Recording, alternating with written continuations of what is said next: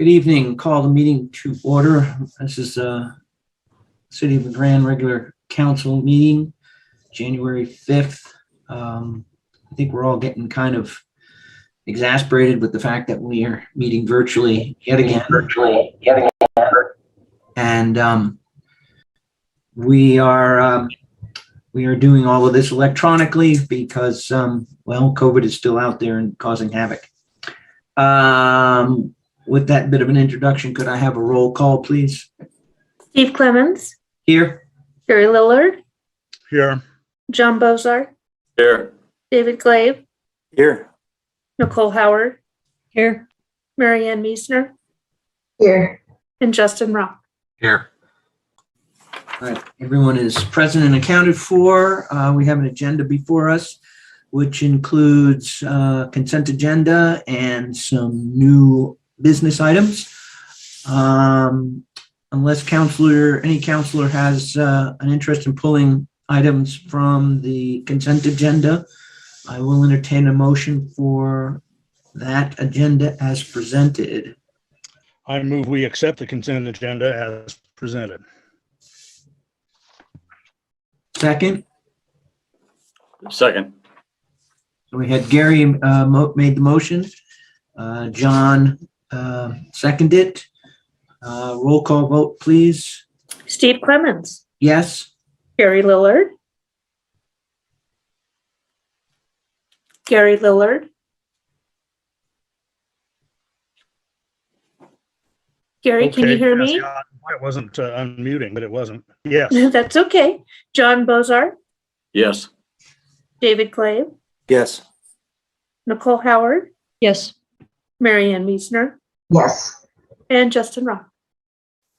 Yes. Okay, consent agenda passes. Robert, any public comments received in writing or anyone staged to make comments this evening? No, Mayor. Okay. We have no public hearing, no unfinished business. We have 3 items of new business. The first item is authorizing the mayor to sign the audit letter. We had a work session on Monday night with Rob Tremper, who's our auditor from Pendleton. Audit report went pretty well, but we now have to make it official. So I think Heather is on board for this one. Yep. Good evening, Mayor and Council. What you have before you is our corrective action plan that we will have to file with the State of Oregon Audits Division. There were 3 deficiencies that our auditor, Rob Tremper, found during our audit. They were discussed in further detail on last Monday's work session. This is basically just asking for authorization for the mayor to sign this plan of action and file it with the State of Oregon. Do you have any questions? Questions for Heather? Robert, thank you, Heather. Robert, any public input on this? No, Mayor, there was not. All right. Council conversation, discussion? Well, I did have a question. Heather, since this was our first single audit, are we going to have to continue doing single audits now? No, the only time we have to do a single audit is if we receive $750,000 or more in federal money. So, of course, next year we'll have to because of the ARPA funds, and probably the following year after that as well. Oh, okay. Thank you. Uh-huh. All right, good question, Marianne. This was a slightly different audit than we've had in the past, and that is based on the government federal dollars that the city received. All right, if there are no other questions, entertain a motion. I move that we authorize the mayor to sign the letter prepared to the State of Oregon's Audit Division. Second. All right, Marianne has made the motion. John has seconded. Any other conversation or discussion? I do want to thank Heather and the finance department. At the meeting on Monday night, Rob Tremper was pretty stoked about the way the audit went and how well things were prepared. And I think that's important to know that our finance department is on top of things and doing what they need to do to make the process a lot easier. So with that, I'll ask for a roll call vote, please. Steve Clemens, Yes? Gary Lillard, Yes. John Bozar, Yes. David Glabe, Yes. Nicole Howard, Yes. Mary Ann Meisner, Yes. and Justin Rowe. Yes. Motion passes. All right, very good. Next one is my bailiwick. I get to ask you all to state your interests in council committee assignments and for the public who may be watching. Every year about this time, councilors provide some input to me with regarding the boards and commissions outside of the city that they're interested in participating in.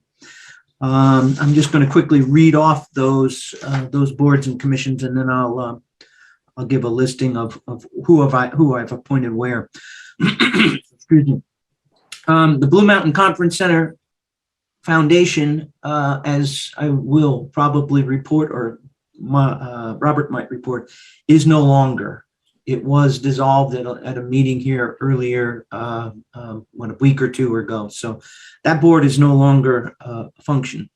But the other committees or organizations are Chamber of Commerce, Council Audit Committee, the Northeast Oregon Housing Authority Board of Directors, Union County Airport Commission, the Union County Safe Communities Coalition, the Union County Senior Council, and the last one is the Union County Tourism Promotion Advisory Committee. Now, some of these committees have, one of these committees, and that is the Audit Committee, has some restrictions in that one of the members should be the mayor and the mayor pro tem, and the other would be a counselor at large.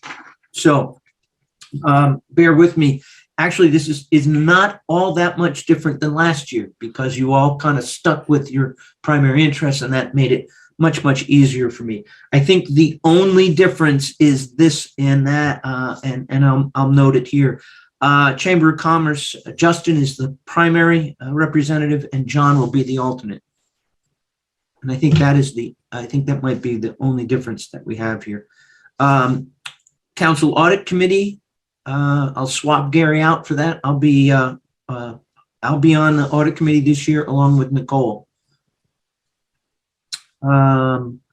Northeast Oregon Housing Authority, Marianne, you're staying there. And I think John was the alternate on this one, but now Dave is. Dave, you're a lucky guy. You're back on the Airport Commission. Now, it used to be one of those committees that did not meet, but in the past year or so, it has been pretty active, and we've appreciated you having you on there, Dave. So Gary will be the alternate for that. Union County Safe Communities Coalition. I'm enjoying my time on there. I am now serving as their treasurer, and causing all sorts of havoc with their spreadsheets because, well, I like doing that stuff. And Justin will be my alternate. Senior Council, Gary, you've been reporting pretty regularly on there, and I've appreciated that. Dave will be an alternate for you there. And last but not least, tourism. Nicole, you're back on tourism. You've been there and doing a pretty good deal for us. And with Marianne as the alternate. And for Sandra, if you'd like, when I come in to drop this off, I can, or when I come in to sign the audit letter, I will drop off my list so you have a hard copy of that. All right, there's no votes on. Go ahead, Gary. Yeah, thank you. Just wanted to check with Dave as to whether he is comfortable with that alternate spot on the senior council. It has presented some difficulties, I know. Okay. I'm fine with it. The issue I've had in the past is that usually when I know I need to step in as an alternate, I've already got patients scheduled during those hours. because they tend to meet and it crosses over the lunch hour. But as I recall, it bleeds into kind of the 1 o'clock hour or something like that, either 11 or 1. And so that's been my challenge in the past, is that I'm generally unable to attend on a weekday during the hours that it has. If I have enough advance, I can do that. But it's usually been, maybe I'll get a week or two advance, and we're often booking out 2-3 months. And so it's, that's been my only challenge. I certainly don't mind occupying that position. Whenever I'm able, I will make every effort to be able to attend that. But I think a couple of times this last year, Gary, when you asked me to attend, it was something where I already had my work day, because they meet in the middle of a work day is what they do. Okay. Yeah, very understandable. Okay, thank you. Well, I'll put this out there. If any of you run into a situation where you can't make it as the primary representative and your alternate cannot make it, let me know, and I can fill in I can be the alternate to the alternate on any one of these committees. It doesn't, I've got quite a bit of flexibility in time. So just let me know if you need that, if something comes up. So I appreciate that, Dave. All right, I will bring that in and hand that in here in a while. Okay, moving on to the next item of new business, and this is appointing citizens to various committees and commissions. And we've got quite a few of them. I'm basically going to, in this process, I will speak very briefly about what the committee is, and then provide my nominations and request a vote. So the first commission is the Air Quality Commission. It used to be pretty active in the early 90s, as I remember, and then things kind of quieted down, but it still exists as a committee. The committee is sort of an offshoot of a requirement or a request from the Oregon Department of Environmental Quality. When we had air quality issues back in the early 90s, I don't know if you remember this, but there were times when we had air quality warnings and asked people not to use wood stoves during the winter. Yes, Gary. Yeah, I had a question about that. If this is a required commission, and it sounds like it is, how do we operate without a quorum?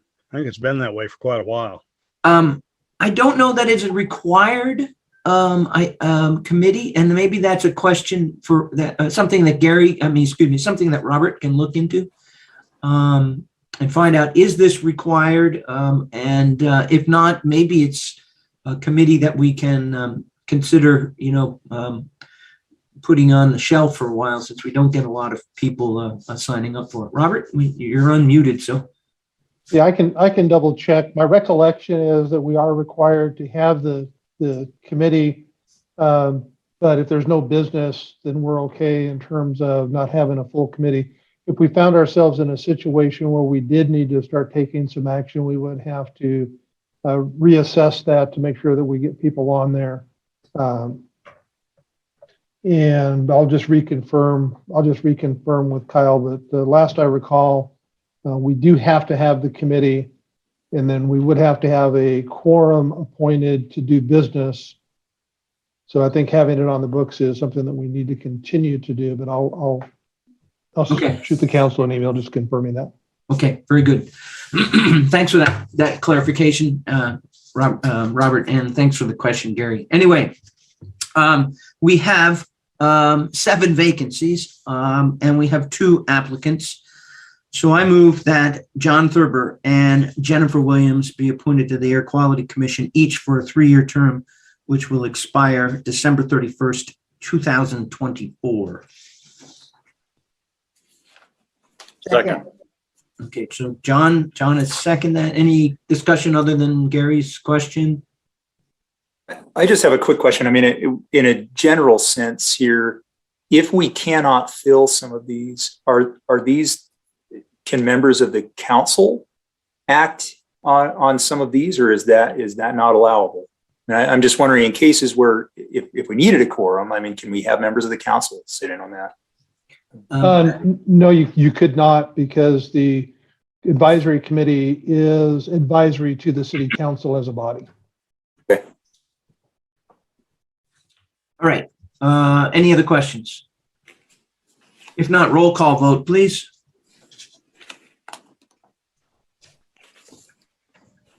apologize, I lost my mouse. Steve Clemens, Yes. Gary Lillard, Yes. John Bozart, Yes. David Glabe, Yes. Nicole Howard, yes, Mary Ann Meisner, yes, and Justin Rock. Yes. All right. That's the Air Quality Commission. The next commission is the Budget Committee. The Budget Committee meets in conjunction with the City Council during May to review the budget for the coming fiscal year, which begins July 1. It's a 7-member committee, and that matches the number of seats of the council. We had 5 applicants for three vacancies. And so I requested council input beforehand. So I need to look at my notes here. I move that Matt Barber, Corey Brewster, and Joya Wong be appointed to the Budget Committee, each for 3-year term, which will expire December 31st, 2024.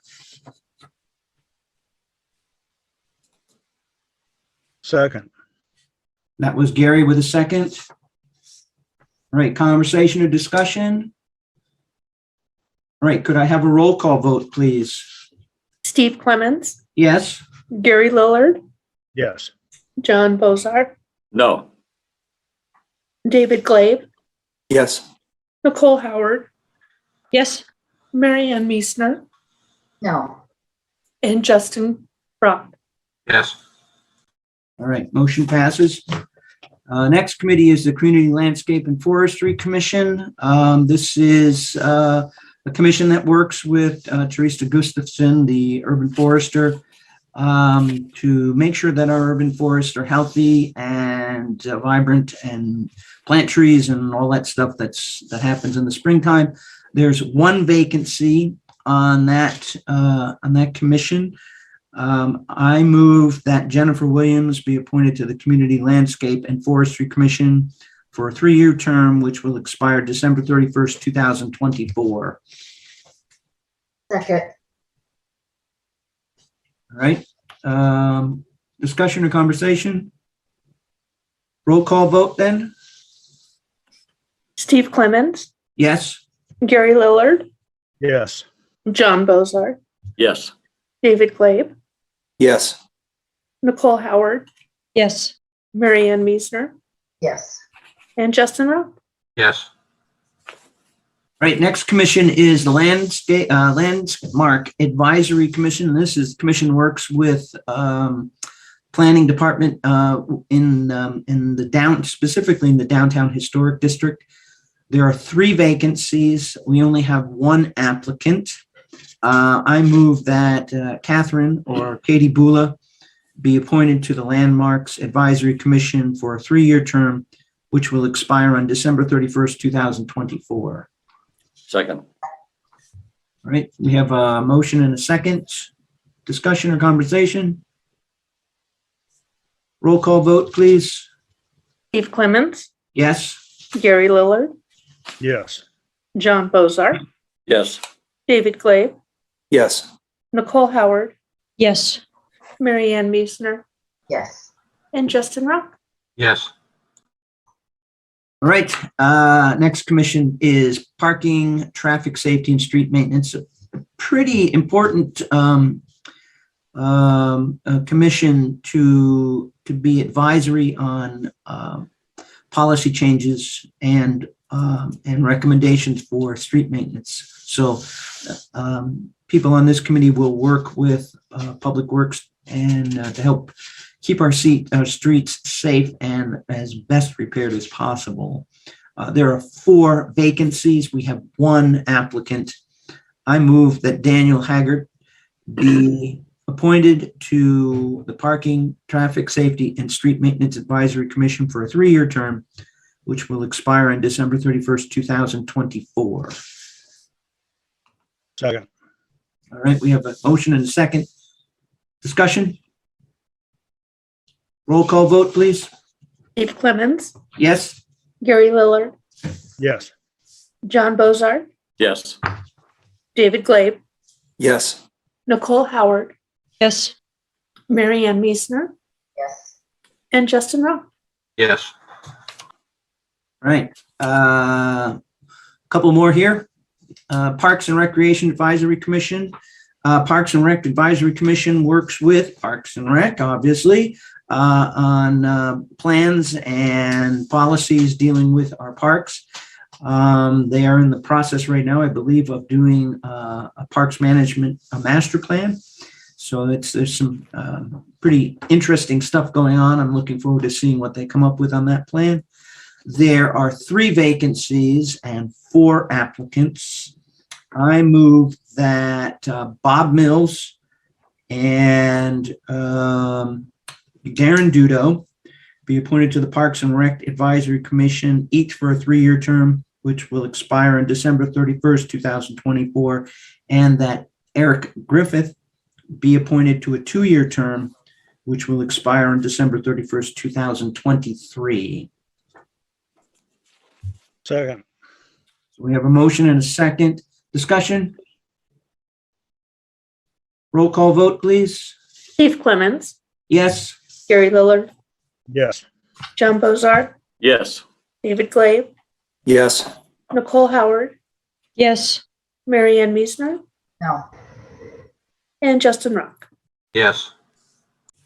Okay, last one is the Planning Commission. And I always think of the Planning Commission as being next to the City Council, one of the most important bodies, governing bodies we have in the community, because they review and make a lot of decisions on land use that may or may not ever get to the council.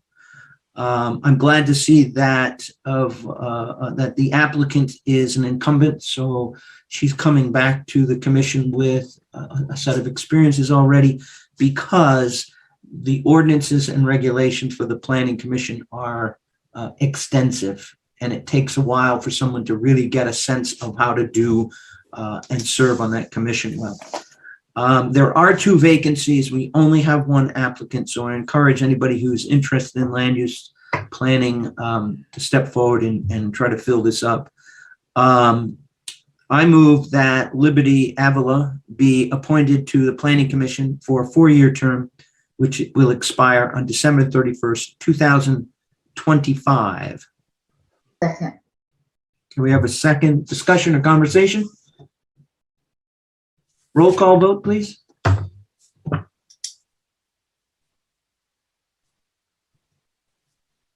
I apologize, I didn't catch mute. Steve Clemens, Yes. Gary Lillard, yes, John Bozard, Yes. David Glaive, Yes. Nicole Howard, yes, Mary Ann Meisner, Yes. and Justin Rowe. Yes. Okay, that concludes the new business. I was told earlier this evening that Commissioner Scarfo would not be here for County Commission Commissioners update. So we'll move right into staff comments, and I see a number of you here. The one person that I don't see here that would be nice to thank would be Kyle, but I see a number of others. Any other staff comments? Chief?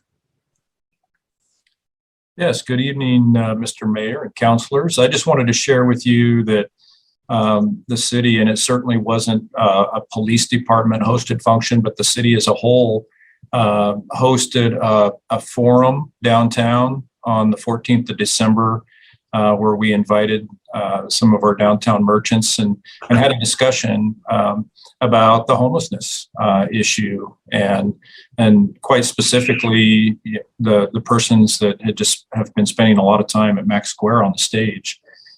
We shared information with what we have done, what we can do, what our limitations are, and just exchanged ideas. It was actually a really good experience to hear from some of our folks from downtown and the community on thoughts. In fact, one of the ideas that has been brought up, where we have at least started or put into motion the idea of putting some cameras up in the Max Square area. and understanding that none of these things or the ideas maybe are going to fix, homelessness. I wish it was that simple. But anyway, that was right before the holiday. And Robert and Stu and Timothy and I are planning to get back together here sometime soon so that we can put some of those discussions together and see what other courses of action potentially the city could do in order to try to make a positive impact. So anyway, I just wanted to share that with you after the discussion that we had maybe a session or two ago, and just let you know that we'd had that meeting downtown. That's all I have, unless anyone has questions. Questions for Chief Bell? Gary, I know today I asked you the question yesterday, you answered me about the incentive money for the police department. How are we going to do that? I mean, you're not getting any responses by using that money. So what would you recommend? Would you recommend to increase the amount or what? Yeah, I appreciate the question, Marianne. Robert and I and Carrie have actually been talking and brainstorming about, what are we missing, if anything, in, to improve our recruitment and honestly retention of our employees as well. It should come as no surprise to all of you that we don't have a flood of people who are interested in becoming police officers today. I don't take any satisfaction in sharing that with you, but the last couple of years have been more challenging than any time in my career. But this has been trending in a negative direction for quite some time. And the fire chief were here, he'd probably share the same, that they're having similar struggles hiring at the fire department. The idea for the incentive to hire someone with experience, which means we could just get them on the road and answering calls for service much quicker, and then they bring that experience with them. That has not bore any fruit. And if you all remember when we had that discussion, I think it was you, John, that asked if that was enough money. And my response at that time was, I didn't know. What I can tell you now is it has not given us any applicants. We tested in April after we implemented that. We tested again in November, and neither of those times garnered anyone that was a certified lateral who would be qualified for that incentive. We have gone through some exercises to see what other jurisdictions are doing around the state and the Northwest, and it's a mixed bag of results. And there's a lot of variables, involved, but we are considering or at least looking at the idea that maybe we increase that, because it's a lot of money, but then it's very little money, quite frankly. If we could just get that one person, it makes a big difference to a department that has 19 sworn officers. As of today, I have one opening. We gave a final offer of employment to a new person that will be starting on Monday this next week. But unfortunately, it'll be 9 months ish before we'll have that officer covering calls for service in the city. But I have verbal from two different police officers that they're going to be leaving in the next few months. So the challenges go on. So once we have some discussions between Robert and Carrie and I, maybe we'll come back to you, Marianne, and see if increasing that, we'll let you know if we think that would actually garner some better results. Thank you. Yeah, Marianne, that's actually on the retreat topic list. Okay. All right. Any other questions for Chief Bell? Any other staff comments?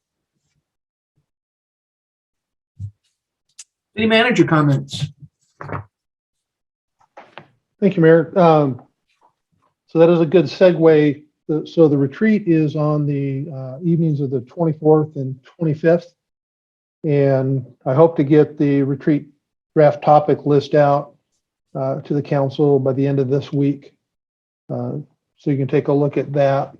And again, not much of a a change in terms of topics from prior years. I do appreciate the feedback and input. So we'll get that refined. We've been working on selecting a vendor to provide the services to codify our city ordinances. And we're going to be signing with MuniCode. That actually happens to be a company that recently merged with Civic Plus, who we had contracted with to do our new city website. We're pretty excited about the services. A couple of the nice things about this particular company is we will have access to, I think it's 4,500 municipalities nationwide to access their city codes online, to look at language. We'll have a much more robust search engine.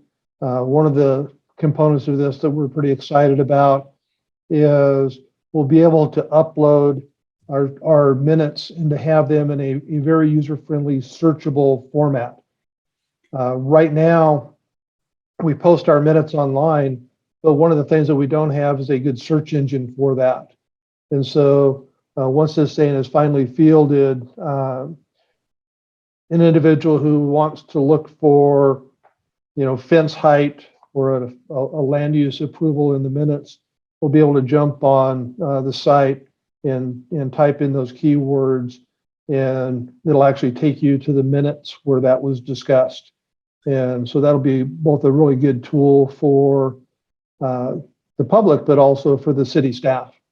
So that's another feature that will be in this. So for those that aren't familiar with what the codification process is, the city of LeGrand has a bunch of ordinances that adopted that, when put together, really form the ongoing laws of the city. And so we are going to go through a process where we take all of those ordinances and convert them into a single document that will be our city code.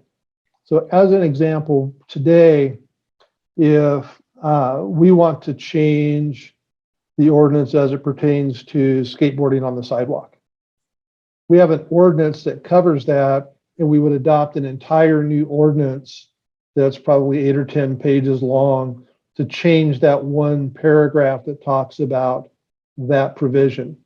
Once the city code is in place, what will happen is if we want to change that, we'll do a much smaller ordinance that is simply amending the city code, chapter 5, paragraph 7 to create the new language. And it really puts all of the city's laws in a single document, online, very user-friendly, very searchable. We'll also be including in that the land development code. And another component of this particular vendor is all of our other documents that we have, like minutes from the council and the committees, other ordinances that aren't necessarily laws, resolutions. We'll be able to turn those over to them, and they will upload those. And they will also be uploading our historic ordinances that we provide them, that we have PDFs of. Some of them go back into the early 1900s. They're not in effect anymore, but we'll be able to have them on the site. So if somebody is interested in, what the rules were for, boarding houses in 1912, they'd be able to easily jump on there and kind of see what those were. So that's just kind of another nice piece. And the other thing that this will do for us is, as we then go in and amend the code to make changes, the site will track those historical changes, so people will be able to go back and see exactly what was changed. And it also will be user-friendly to the community, because you'll be able to go in, as an example, and pull up a section. And if there's an Oregon revised statute that applies, there'll actually be a hyperlink right in our code that you can click on that will take you to the state site to show you the specific language. So we're pretty excited about it. It's going to be a several months long process to get it done and fielded. There'll be a legal review. And then prior to launch, the city council will actually have to go through an action to essentially adopt the code. But we're very excited to get that off the ground. So that's one that, again, I've been wanting to get that done essentially since I got here, because it's a much better way to go. So excited about that. And the last thing I just wanted to touch on is, again, we've provided out the monthly report. And one of the things that I really appreciated, Mary Ann, I think, had questions for 3 different departments, and we were able to get those questions and answers out there to the full council. It's nice to know people read the report. There's a lot of information on there. I think there's over 90 active projects and events that are on that list, along with current status on grants in our top priorities. So, and that's on the city's website as well as we get that out. So that's all I had, Mayor. Thank you. Okay, very good. Mary Ann, I see you're unmuted. I was going to ask Robert, do we ever how often do we go through the ordinances? I mean, and look to see if they need to be updated? Yeah, and Mary Ann, that's a really good question. So what's going to happen as part of this process is all of our ordinances that are the current status of laws are going to be reviewed for currency and compliance with state law. And if there are any court issues, so there'll be a team that will go through all of our ordinances, and they'll take a look and see if we have something that might be in conflict with a change in legislation that we just haven't cleaned up. And so that's really a huge piece for us to do that. One of the other things that we're asking them to do is to make all of the language in the city code gender neutral. We still have a lot of his, her, he, and one of the things that they'll do for us is just to clean that sort of thing up. And in terms of, when do we look at ordinances and change them? Really, it's an ongoing process. And the 3 ways that ordinances end up getting changed primarily are, if there's a legislative change that dictates that we do something different, that will cue that. If we, either as the staff or the city council, identify something that's been problematic for us, or that's outdated or we think needs to be adjusted, we'll bring that forward to the council for action. And the last way is, if someone in the community raises a concern about an ordinance, we can take a look at that, and if warranted, then we can make a revision. So that's pretty much how we do it, kind of a case by case basis. And the update through of the law changes through this process, I think, is going to clean up some minor stuff that we might not necessarily have noticed occurred, because we have a lot of ordinances in place that cover a bunch of things, and there may be a language change that the legislature did 3 years ago that we didn't notice, that just has to be adjusted. So, long answer to your short question. Thank you. It sounds pretty interesting and useful to people and to us as a city. Looking forward to seeing that. The only question I have is, Robert, if they go through, and we have a lot of ordinances and code for building, if they go through and start making changes to a fair number of them, when that comes to the council, that could be a sizable document, and that's, I would hate for us to just sort of brush it off because it's too big to read. Could it come to us in chunks to process more effectively? We haven't gotten to the point where we talk about what that exactly looks like. Okay. One of the things that we will not be doing, just to be really clear, is we won't be making sweeping changes under the guise of the codification, and any changes that we are making will be identified. Most of the time what happens is we'll have some very outdated information on the books. The one that I recall from a former life was a requirement from, I think, 1912 that the city manager post a $500 bond. And that was still on the books, and through this process, that was eliminated because, that hasn't been the practice, literally for 100 years.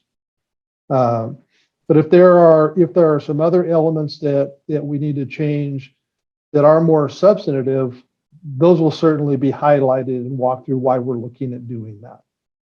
Okay. All right. Any other questions for Robert on codification? All right. Thanks, Robert. It's about 600 pages, just so you know, not counting land development. Yeah, it would take me a while to read through. Yeah, we'll give you an hour and a half. Yeah. Nice. So on to council comments. I'm going to go in the order that I see you on my screen. Mary Ann, any comments? Yes, I have a couple. I attended the Northeast Oregon Housing annual meeting, not their annual meeting, the quarterly meeting.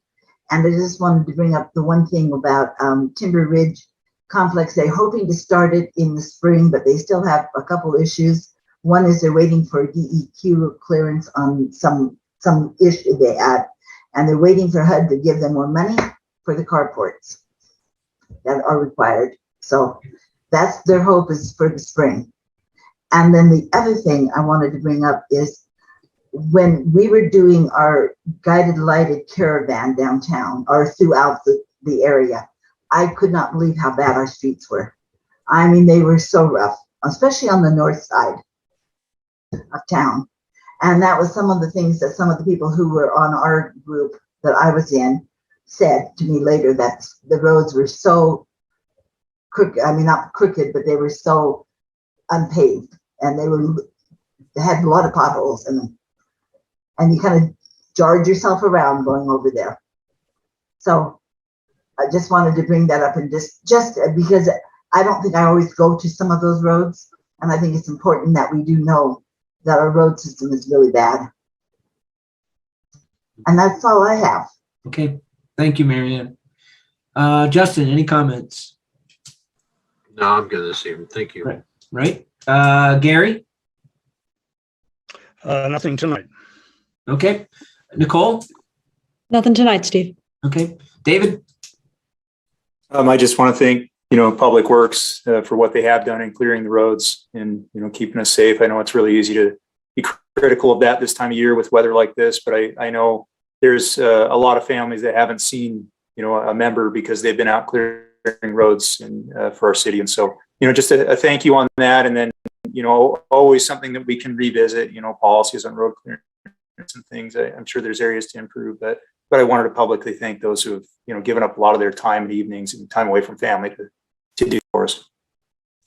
Thanks, Dave. John? I'm good. Thanks. Okay.